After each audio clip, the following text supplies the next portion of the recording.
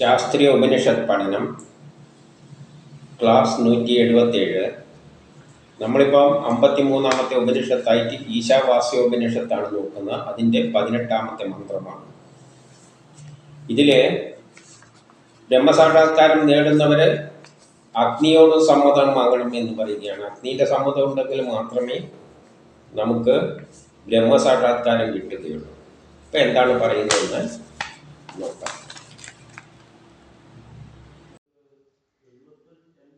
അഗ്നേ നയ സുപഥാ രായേ അസ്മാൻ വിശ്വാനി ദേവ വായുനാനി വിദ്വാൻ യുയോധ്യ സ്മജ്ജുഹുരാണമേനോ ഭൂയിഷ്ഠാം തേ നമ ഉക്തിം വിധേമ.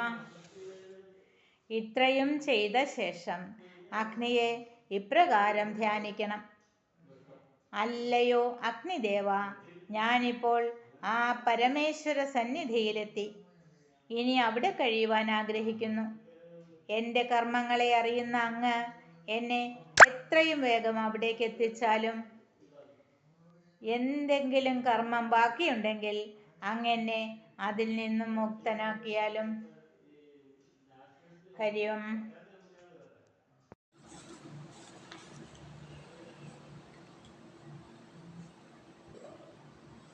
അതായത് ഇത്രയും ചെയ്ത ശേഷം എന്ന് പറഞ്ഞാൽ നമ്മൾ ഈ ശരീരമെല്ലാം ഒന്നുമല്ല, ഞാനെന്ന് പറയുന്നത് ആ ബ്രഹ്മമാണ്, ഉള്ളിലുള്ള ആത്മാവാണ്. അതുമായിട്ട് ചേരാൻ വേണ്ടിയിട്ട് നമ്മൾ ശ്രമിച്ച് അവിടെ എത്താനുള്ള അവസ്ഥയിൽ എത്തുമ്പോൾ നമ്മൾ എല്ലാവരോടും വിട പറയണം.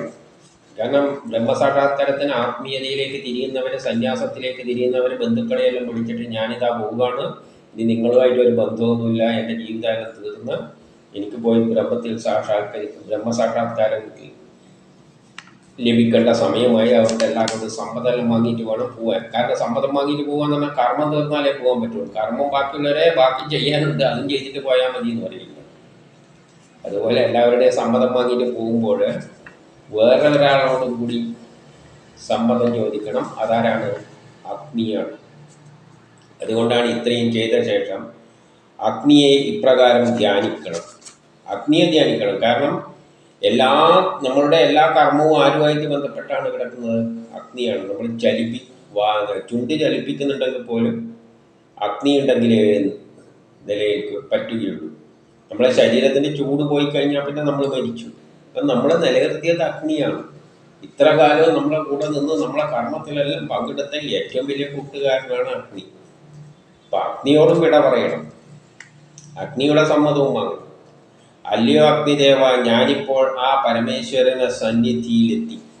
ഞാനിപ്പോൾ ഏകദേശം അവിടെ എത്താനുള്ള സ്ഥലത്ത് എത്തി, ബ്രഹ്മസാക്ഷാത്കാരത്തിലെത്തി. ഞാനിതാ അവിടത്തേക്ക് പോവുകയാണ്. അഗ്നിദേവനോട് പറയുകയാണ്, ഇനി അവിടെ കഴിയുവാൻ ആഗ്രഹിക്കുന്നു. എൻ്റെ ആഗ്രഹം ഇനിയിപ്പോൾ എന്താണ്?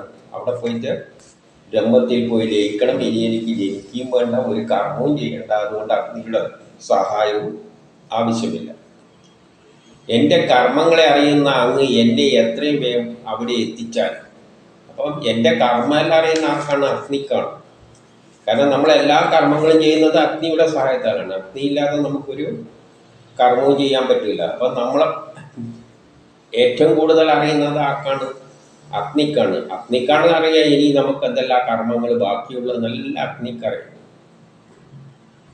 അതുകൊണ്ടാണ് അഗ്നിയാണ് ആദ്യ ദേവൻ അഗ്നി എന്ന് പറയുന്നത്. എല്ലാ അഗ്നിസാക്ഷിയായിട്ട് ചെയ്യുന്നത് എന്തുകൊണ്ടാണെന്ന് വെച്ചാൽ അഗ്നി ഉണ്ടെങ്കിൽ ജനനം പോലും നടക്കും. ജനിക്കുമ്പോൾ ഇവരെ കൊണ്ട് എന്താ കർമ്മം ചെയ്യിക്കണം എന്നല്ല അഗ്നിക്ക്, എന്തിനാണ് ജനിപ്പിക്കുന്നത് എന്നല്ല അഗ്നിക്കറിയാം. കാരണം അഗ്നിയിലൂടെയാണ് എനിക്ക് കർമ്മം ചെയ്യാൻ പോകുന്നത് ഞാൻ. അപ്പം അതെല്ലാം അഗ്നിക്കറിയാം. അപ്പം അഗ്നിയോട് പറയണം, എൻ്റെ കർമ്മങ്ങളെ അറിയുന്ന അങ്ങ് എന്നെ എത്രയും വേഗം അവിടേക്ക് എത്തിക്കണം. അഗ്നിയാണ് എന്നെ ശരി സർട്ടിഫിക്കറ്റ് തരണം, ഇവൻ്റെ ജോലിയെല്ലാം തീർന്നിരിക്കുന്നു, ഇനി കൊണ്ടുപോകണം. അതുകൊണ്ട് എന്ത് വേണം? എന്തെങ്കിലും കർമ്മം ബാക്കിയുണ്ടെങ്കിൽ അങ്ങ് എന്നെ അതിൽ നിന്ന് മുക്തനാക്കിയാൽ. അപ്പം അഗ്നിയോട് ഒരു സർട്ടിഫിക്കറ്റും കൂടിയും വാങ്ങണം. എന്തെന്ന്? ഇവൻ്റെ കർമ്മമെല്ലാം തീർന്നിരിക്കുന്നു. അങ്ങനെ അഗ്നിക്ക് സർട്ടിഫിക്കറ്റ് കൊടുക്കാൻ പറ്റും. എന്നെക്കൊണ്ട് ചെയ്യിപ്പിക്കേണ്ട ജോലി തീർക്കാതെ അഗ്നിക്ക് സർട്ടിഫിക്കറ്റ് കൊടുക്കാൻ പറ്റും? പിന്നെ അഗ്നി ചെയ്യും ഒറ്റയ്ക്ക്, ഞാനില്ലാതെ എങ്ങനെ ചെയ്യാം? എൻ്റെ കൈ കൊണ്ടായിരിക്കും ചിലപ്പോൾ കളക്കേണ്ടത്. അപ്പോൾ ആ ജോലി ബാക്കിയുണ്ടെങ്കിൽ അഗ്നി പറയും, ആ നീ ഓട്, ഇനി ഞാൻ കളച്ചോളൂ. എന്ത് ഉപയോഗിച്ചിട്ടാണ് കളക്കുക? എൻ്റെ കൈ കൊണ്ടല്ലാതെ. അപ്പോൾ അഗ്നിക്ക് അങ്ങനെ സർട്ടിഫിക്കറ്റ് കൊടുക്കാൻ പറ്റില്ല. അതുകൊണ്ട് എന്താ ഇവിടെ പറയുന്നത്? എന്തെങ്കിലും കർമ്മം ബാക്കിയുണ്ടെങ്കിൽ അങ്ങ് എന്നെ അതിൽ നിന്ന് മുക്തനാക്കിയാലുണ്ട്. എങ്ങനെ മുക്തനാക്കാൻ പറ്റും? എന്ത് പറയാം? അഗ്നി പറയും, ആ ഒരു കാര്യം ചെയ്യും, ഈ ജോലിയും കൂടി നീ ചെയ്യാനുണ്ട്, അത് ചെയ്തു തീർത്തിട്ട് നീ പോടുന്ന് പറയും. അത്രയേ അഗ്നിക്ക് ചെയ്യാൻ പറ്റൂ. അല്ലാതെ നീ ചെയ്യേണ്ട അതാടെ കിടന്നോട്ട പണി അത് ചെയ്യാൻ പറ്റില്ല. കാരണം ബ്രഹ്മം സൃഷ്ടിച്ചു വിട്ടിരിക്കുന്ന ഈ കർമ്മം ചെയ്യാൻ വേണ്ടിയിട്ടാണ്. അപ്പം അഗ്നി കയറിയിട്ട് നിന്റെ കർമ്മമെല്ലാം തീർന്നൊന്നും സർട്ടിഫിക്കറ്റ് തരില്ല. എനിക്കിനും കുറച്ചും കൂടി കർമ്മം ഉണ്ടല്ലോ, ഒരു കാര്യം ചെയ്യും, ഇതും കൂടിയും ചെയ്ത് തീർത്തിട്ട് നീ പോകുന്ന പറയും. അപ്പം അത് സർട്ടിഫിക്കറ്റ് ആരാണ് അവസാനം സർട്ടിഫിക്കറ്റ് കൊടുക്കേണ്ടത്? അഗ്നി തന്നെയാണ്. കാരണം അഗ്നി വിചാരിച്ചാൽ മാത്രമേ നമുക്ക് മുക്തിയാവുകയുള്ളൂ. അവനാണ് സർട്ടിഫിക്കറ്റ് തരേണ്ടത്. ഇവൻ്റെ ജോലിയെല്ലാം തീർന്നിരിക്കുന്നത്, എന്തെങ്കിലും കർമ്മം ബാക്കിയുണ്ടോ എന്നെല്ലാം തീരുമാനിക്കുന്ന അവനാണ്. അപ്പം അവൻ തീർന്നാൽ മാത്രമേ നമുക്ക് സർട്ടിഫിക്കറ്റ് തരൂ. അപ്പം ഇതിൽ നിന്നൊന്നും ഒരു വ്യക്തത വരുന്നത് എന്താണ്? പരമേശ്വരൻ വിചാരിച്ചാലും പറ്റൂല, അഗ്നിയും കൂടി വിചാരിക്കണം. ആ കർമ്മം തീർന്നോ ഇല്ലയോ എന്ന് അഗ്നി നോക്കണം. എന്നാൽ പരമേശ്വരൻ വിചാരിക്കുന്നത് എങ്ങനെയാണ്? പരമേശ്വരൻ സൃഷ്ടിക്കുന്ന എൻ്റെ കർമ്മം തീർന്ന് ഇനിയുള്ള ജീവിത ജന്മത്തിൽ എനിക്ക് കർമ്മമുണ്ടോ എന്ന് നോക്കിയിട്ട് കർമ്മമില്ലെങ്കിലേ പരമേശ്വരൻ സമ്മതിക്കുകയുള്ളൂ.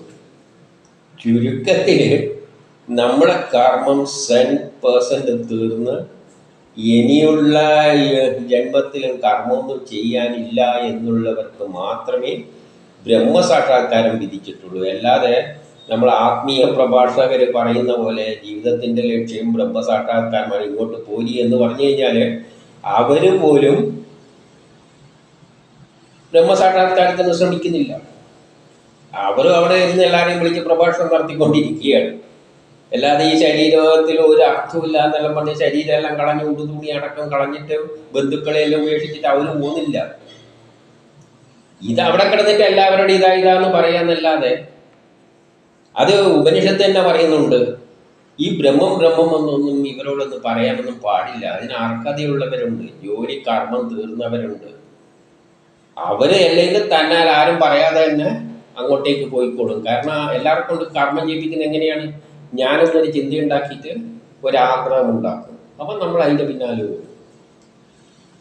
അപ്പോൾ ജോലി തീർന്നാൽ മാത്രമേ ആഗ്രഹം ഉണ്ടാക്കാതിരിക്കൂ.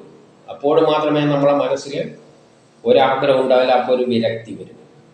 വിരക്തി വരുമ്പോൾ നമ്മൾ ബ്രഹ്മസാക്ഷാത്കാരം എന്നും പറഞ്ഞ് ഇതെല്ലാം ഉടുതുണി എല്ലാം കളഞ്ഞു കെട്ടിയിട്ട് നമ്മളങ്ങ് പോയി അവർ പോയി ലയിക്കും.